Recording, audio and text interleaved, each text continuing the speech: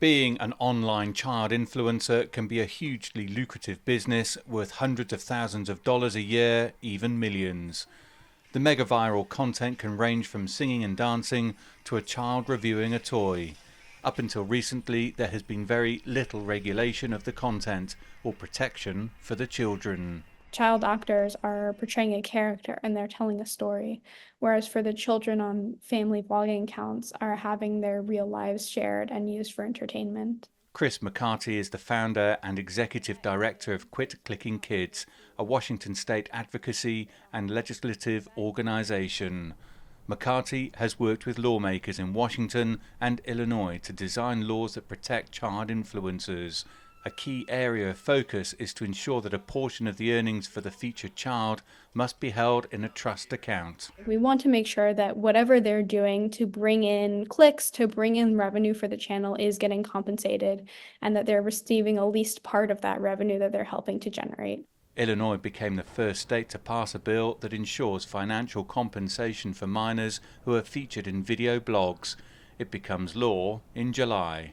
Although this new law has been praised by child advocates, there are questions as to exactly how it will work in reality, not least how compliance is measured.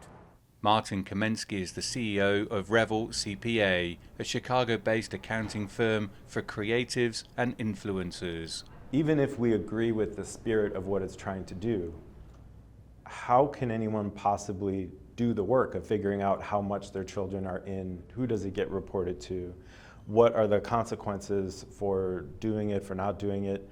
But yeah, the biggest one to me is, how does somebody comply? Mostly everyone is trying to do the right thing. Everyone wants to meet or exceed the requirements of this law. And mostly they are trying to figure out how.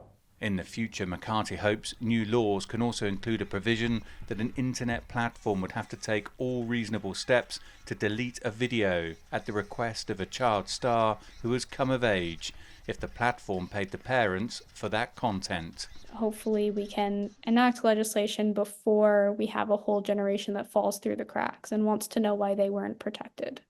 The spotlight on child influencers and the financial implications of their earnings is growing, with other US states also looking to implement legislation.